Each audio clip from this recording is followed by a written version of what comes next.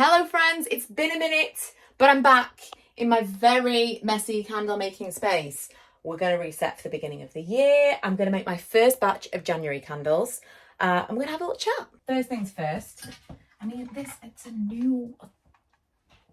Everything needs to be cleaned. Well, first things first, what is this? Vanilla bean. There's some leftover wax in the bottom of this. Okay, I abandoned things, like I made some things last minute and this has been abandoned for a couple of weeks. I've been focusing on other things, but I do need to make, I need to make a couple of candles that are special orders, but that's not a today job. I need to blend some oils because Karen is out of Sweet Dreams. I need to make the January scent, which is Moonstruck, which is it's a very kind of like musky, it's a masculine kind of aftershavey kind of scent. You'll see, it'll be out soon. It's going to be fantastic. I'll try and get Karen to throw in some samples of that with any orders that are going to go out for kind of the end of December, beginning of January. But we're going to do a new scent every month, and this is going to be the first one. I ordered our labels for that. They're just going to be a generic smoke and matches label, so I can photograph that once, and that will be for the monthly scent all year. So I've got a lot of things ticked off my list today, but first things first, I need to measure the wax because then I need to let it cool, not this jug, before I actually pour the candles. So get that measured first, and then while that's cooling, I'm going to clean this place up. We're going to reset. It's almost the end of the year, it's almost Christmas. This needs to be done. This is really quite, I think I might have already destroyed these scales. Crisis averted. I really thought I'd done that in now. I need to be a little bit more careful because this is my second scale this year. Right, what is it 1680. Yeah, I've mentioned this before, but I like to mix my wax. I know how many I can make with 2 jugs. I like to mix my wax and then let it cool down so that I pour it when it's kind of cloudy, and it gives me the best set that way. I feel like everything about it is more even. The burn is more even. Everything's just kind of, it doesn't sink. It's an even top. Everything is better when you do it this way. Would anybody be interested? I was considering kind of an end of year, here's how we did. I don't know how many of you are watching that run small businesses or even are candle makers, and how many of you are watching who are customers or just interested in crafts and interested in the behind the scenes of stuff like this. That might change your answer, but would you be interested in a bit of a year-end review? What we did, what we wouldn't do again, that kind of stuff. We're kind of having a bit of a second go at Amazon after I told you we were sacking that off, so that might be interesting in and of itself. Oh my god, I've got the exact right amount of wax in here. That's crazy for 2 jugs, almost to the gram. Spooky.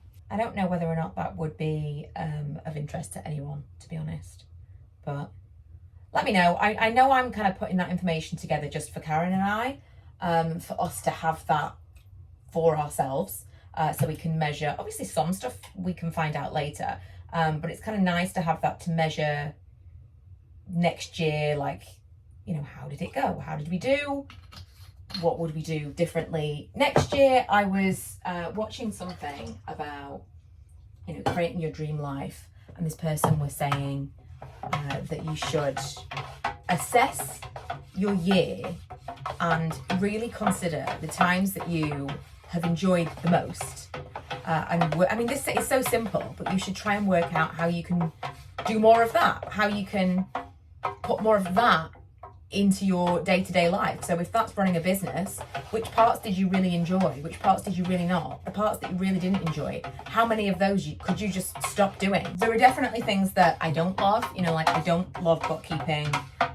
There's a lot of like back-end computer stuff that is like, such a drag, but it needs to be done. I'm not talking about that much as I'd like to be, but more so like when we've done ad hoc stuff, when we've gone, oh, let's do this, it's a bit of a rush of dopamine. It's an exciting thing in the moment. It's like, oh yeah, let's do that. That'll be really fun. But then the work that you create yourself after the fact, like if I decide, I don't need this melter anymore. There's no wax in it. And these are the only candles I'm pouring today. If you think, oh, let's do a new candle scent, and you get excited, you make like a label design and you've already picked the blends of wax or blends of fragrance that you're going to use and you think this is going to be great. All of that is really fun. Even making the candles, that's fun. But then you actually have to order all the labels. Those need to come. You have to label the candles. Even that, you're like, okay, this is all physical, creative stuff. That's fun. And then you have to create brand new listings on Shopify. You have to create all your new social media stuff for that one particular thing, or your promotions that you want to do. Something that I always forget till the last minute because it's not something that I'm doing is I need to create new labels for Karen to do the wax melts. There's just additional stuff. I need to do all the costs because the costs for that might be different to the costs for another candle that we're making because the oils will cost different amounts of money. Are we using the same jar? The photography, we'll need photography of that new candle.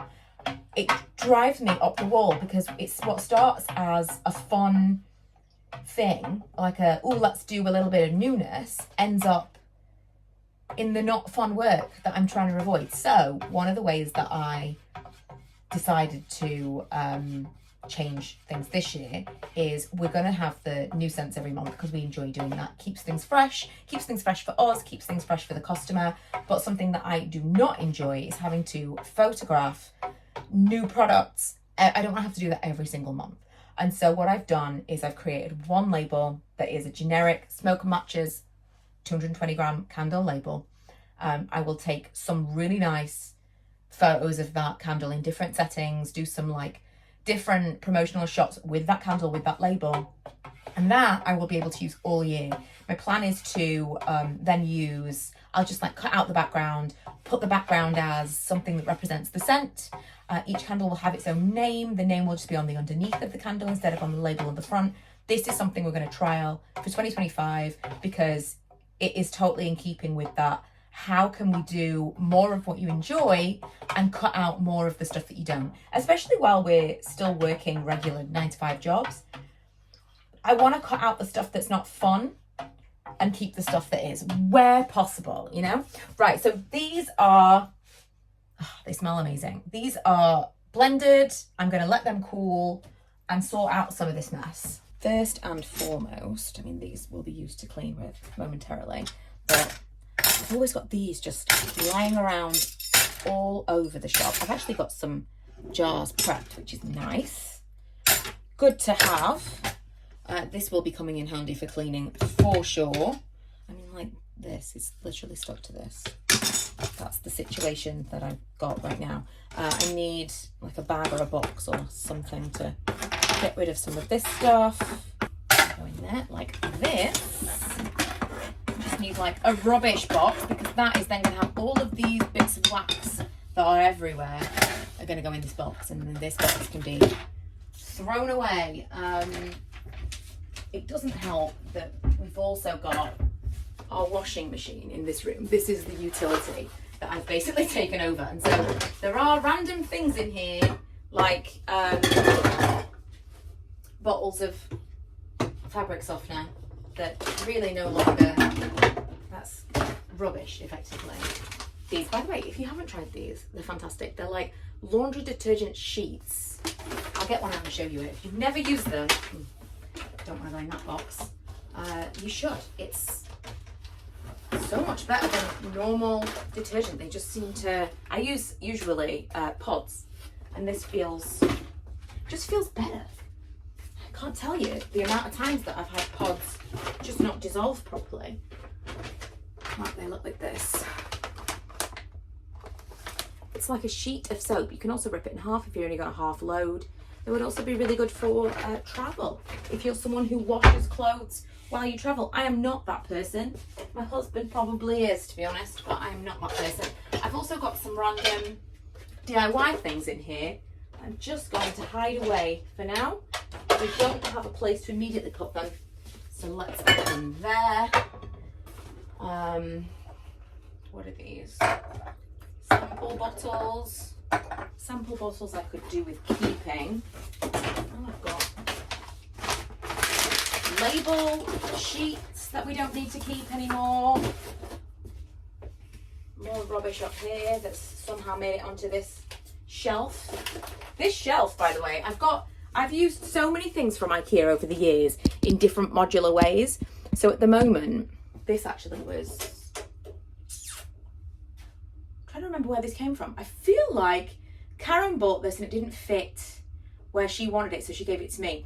It's like one of those like garage racks. This has been quite useful. This is an IKEA,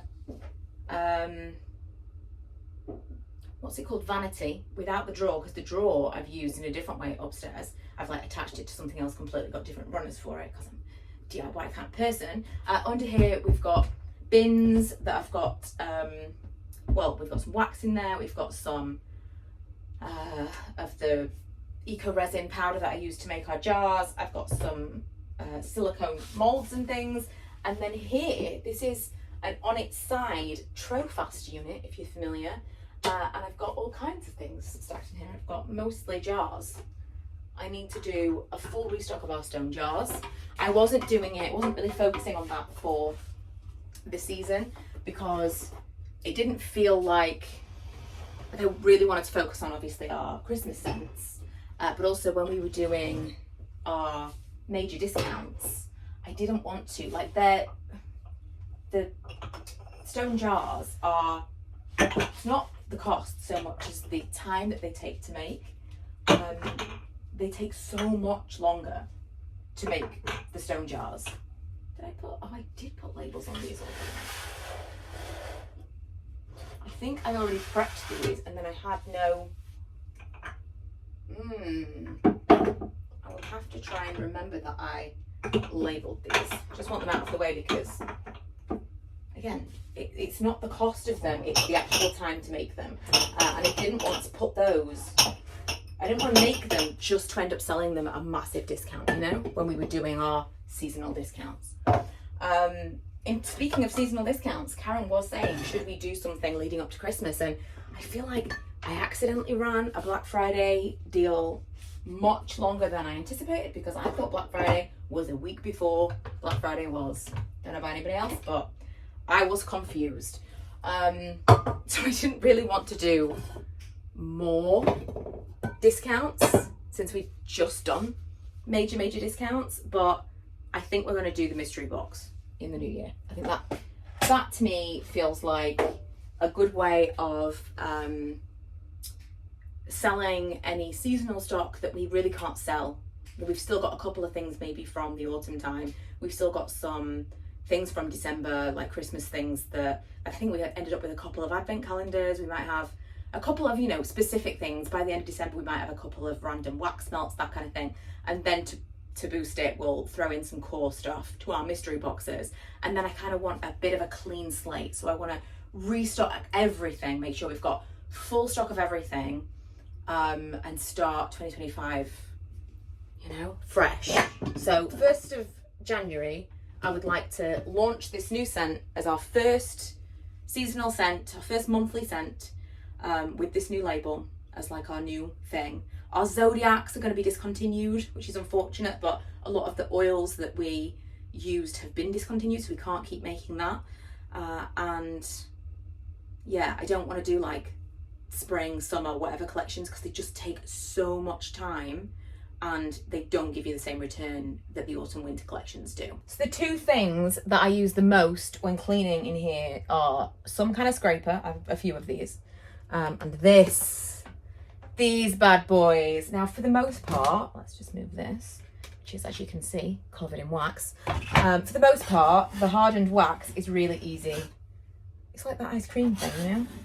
It's like those would you like to eat a tub of this? Maybe not. For the most part, this is easy. I even, like, all of my floors and half of my downstairs are tiled, so that's really handy.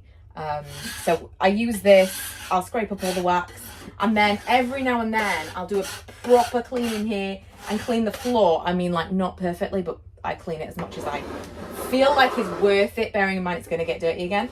And that's when I use a steam mop. I could also use a steam mop on here, but it's not going to make so much difference. For the most part, I am just literally getting all of the wax.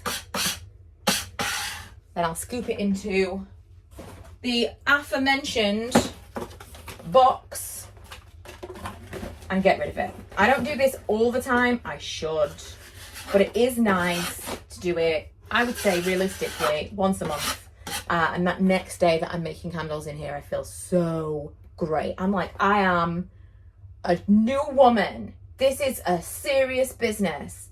Look at the space I'm working with. Oh, doesn't that look beautiful? They're all set up and ready to be poured once the wax is cool enough. Now I want to clean everything else. So this is where things get a little bit messier. Like, these are jars I have back here to pour. When I've got like excess wax, I need somewhere to put that excess wax. It has to go in a jar. So that's kind of what those jars are there for. This could go now. I don't even have a lid for this, so I'm sorry. Sometimes I have to be brutal, because otherwise it's already on top of me, but it will spiral if I allow this to go crazy. Right, so these are the ones that I've just blended for Karen. Put those there. These need to go away with the samples where they live. These are little mini pots that can throw that on a shelf. This is samples as well. Where do the big samples live? Here we go. Go there. Pens and sealant. Oh, this is so annoying. The other day, this is what I use for my wicks, and I was closing it, and look what it did. It like fully broke that. That's never happened to me in my life. The actual plastic cap has broken. So as and when I want to use this again, I'm going to have to like cut it open and just wick absolutely every jar that I have in my possession before it dries up. Right, so where's my other? Here it is. What I'm going to do now is use my heat gun to clean everything. So for example, with this,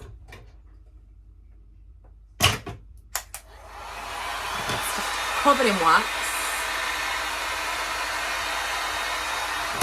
and I'm just gonna melt all the wax off, clean it up. I'm also gonna do the same with all of these, because they're all covered in wax, and no matter how hard I try, I can't stop things being covered in wax.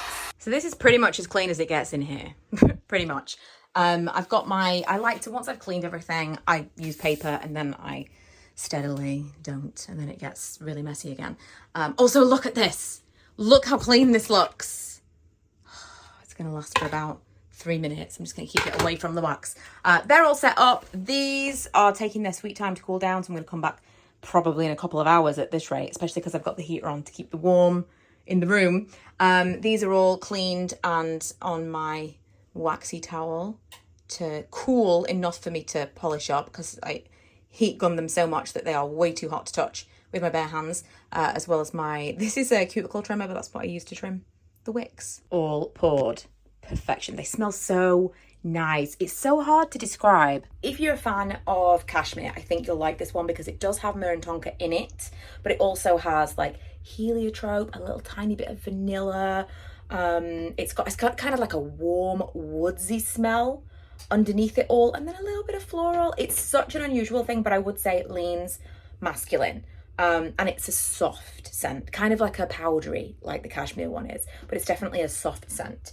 A soft, like, start to the new year. It's going to be kind of like a envelope you with just like coziness. We called it Moonstruck because when we both smelled it, I was like, Luna? Something to do. I wanted to call something something moon related. And when I smelled it, I was like, I feel, is this Luna? Is this the moon smell? And Karen said Moonstruck, and I had just seen Cher in person, and we do tend to err on the side of pop culture references, so it just felt like that was the right way to go. And so Moonstruck, the unusually cozy fragrance. Now I am using a different wax, because the wax, we use a company who is a very small company, and every year, or rather every season, but specifically every Christmas, she says, having just completed her first Christmas, they close up like really early in the year. Why is this not? Oh, there we go.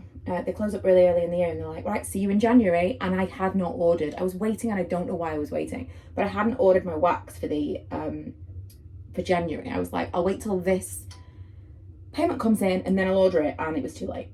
So I ordered from another company that also makes coconut soy wax, and I've used it before, but I have not tested it in the large jar, and I want to do a test of this one, because this is a big one to get wrong. If it's not right, I need to know. So I'm going to do a test. I'm deciding what scent to make, because this is for me.